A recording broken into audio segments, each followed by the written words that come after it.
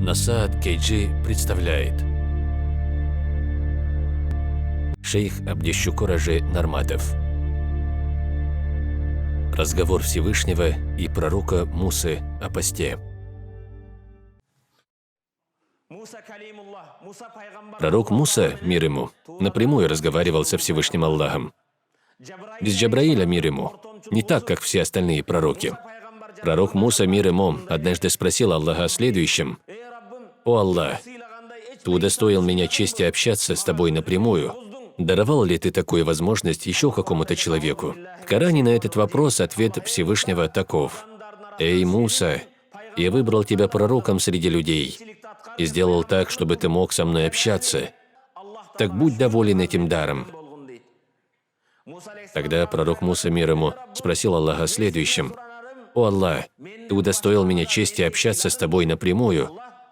Даровал ли Ты такую возможность еще какому-то человеку?»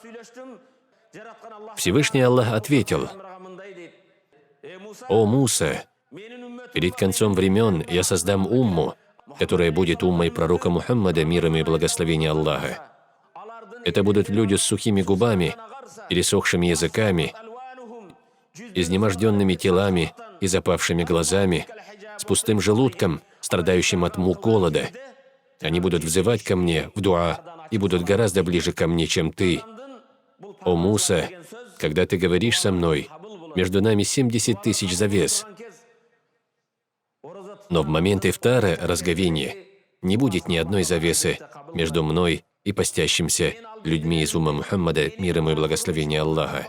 О Муса, я ручаюсь за то, что во время ифтара я не отвергну дуа ни одного постящегося человека. Кто в месяц Рамазан один день продержит пост, он получит возможность увидеть невиденное и услышать неслыханное человеком место в раю». Услышав это, пророк Муса попросил Всевышнего: «О Всевышний, дай мне тоже возможность держать пост в месяц Рамазан». «Такая возможность дарована только умме пророка Мухаммада», — ответил Всевышний.